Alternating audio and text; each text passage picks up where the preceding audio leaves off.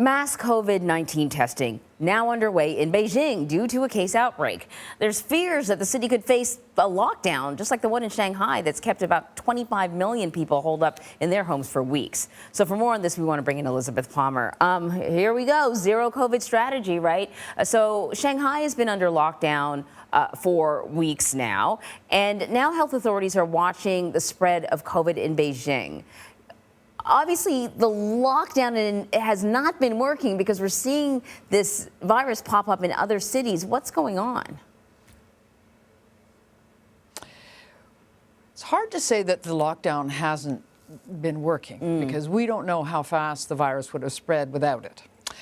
What we do know is this Omicron variant is hugely, hugely contagious. And so it's not surprised that it's creeping across the country. You know, once a handful of people had it, it's pretty much going to be everywhere soon.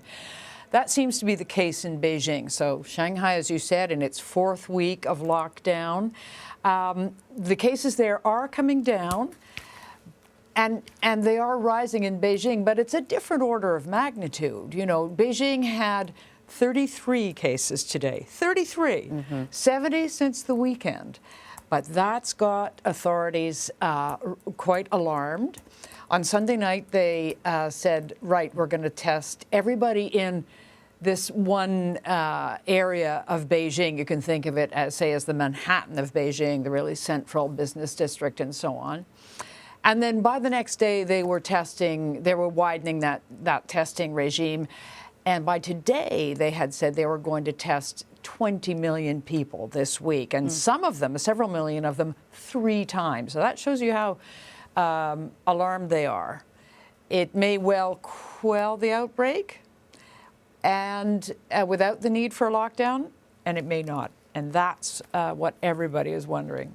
I think it's really good that you pointed out the numbers because that's really the difference. And as you were talking, I was quickly looking up what the COVID cases were where I live in Philadelphia, and it's well over 500 new cases, you know, just yesterday. So, but China wants 0 cases, and so that's why they're sort of taking all of this so seriously.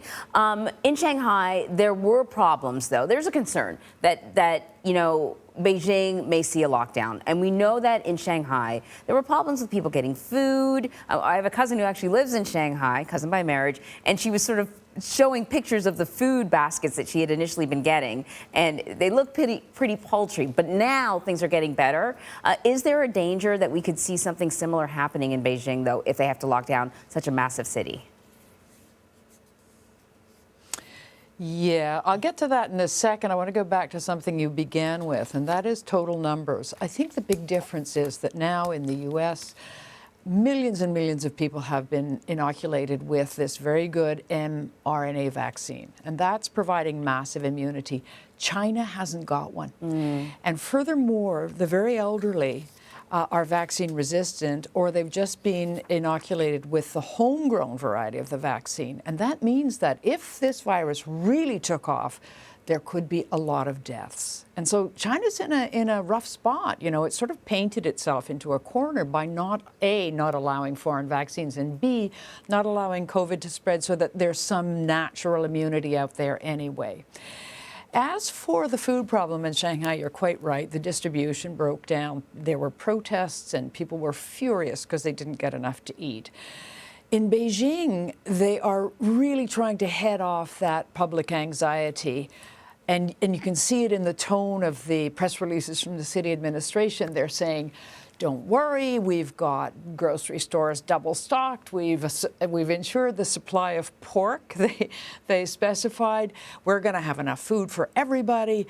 Clearly, A, trying to stop panic buying now, which we saw a little bit on the weekend, and B, they want to reassure people in the case of a lockdown that they're not going to go hungry. Because everybody in Beijing, you can be sure, saw those social media videos of Shanghai and people actually going hungry.